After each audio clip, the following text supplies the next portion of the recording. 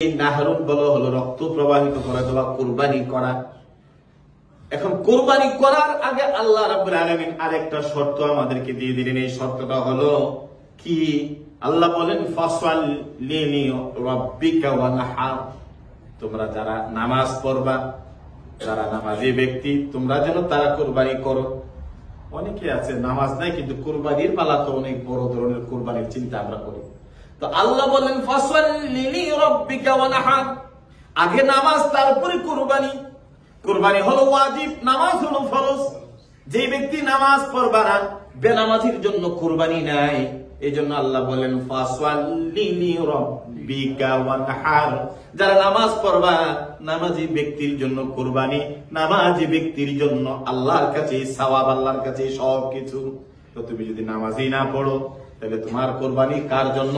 ফরজ ছেড়ে দিয়া আর এই ওয়াজিব নিয়ে দৌড়াদৌড়ি করার কোনো সার্থকতা নাই। এই জন্য যারা কুরবানি দিবেন তারা যেন নামাজি হয়, যারা কুরবানি দিবেন তারা যেন নামাজ পড়েন। আর নামাজি ব্যক্তির কুরবানি আল্লাহ রাব্বুল আলামিন কবুল করে নিবে। সুবহানাল্লাহ। এখন আমরা যারা কুরবানি দিতে যাই, আমরা যারা কুরবানি করব, কুরবানি আমরাই দেশে একা করতে পারি না, অথবা বাংলাদেশেও আমরা একসাথে করা যায় না। কুরবানির মাসালা হলো আপনি যাদেরকে নিয়ে কুরবানি দিবেন, আপনি যাদেরকে নিয়ে কুরবানি শরীক হবে, ওই কুরবানির বাকি নামগুলো তারা নামাজ পড়েনি, তারা সঠিক পথে চলেনি। তারা যদি নামাজই না পড়ে, আল্লাহ রাব্বুল আলামিন বলেন ফাসাল্লি লিরাব্বিকা ওয়ানহার, ওই তাদের জন্য কুরবান যারা নামাজ পড়বেন। এখন বেনামাজির সাথে কুরবানি দিলে আপনার আমলটা আল্লাহর কাছে কতটুকু কবুল হবে? একজন বেনামাজি থাকলে আরো 6 জনের কুরবানিটা তো বরবাদ হয়ে যাবে। এই জন্য আমরা যখন নামগুলো দেই, আমরা দেখবো ভাইটা নামাজ পড়ে কিনা, ওই ব্যক্তি নামাজে কিনা, ওই ব্যক্তির জন্য যেন আমার কুরবানিটা যেন বরবাদ না হয়ে যায়। কুরবানির আমলটা এটা সাধারণ আমল নয়।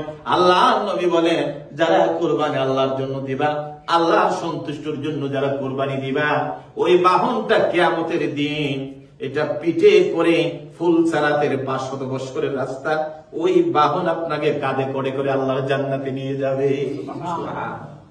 যারা কুরবানি দিবেন, কুরবানির পশুর মধ্যে যতটা পশম থাকবে, যতটা লোম থাকবে, ততটা সওয়াব আপনার আমল নামার মধ্যে লেখা হবে।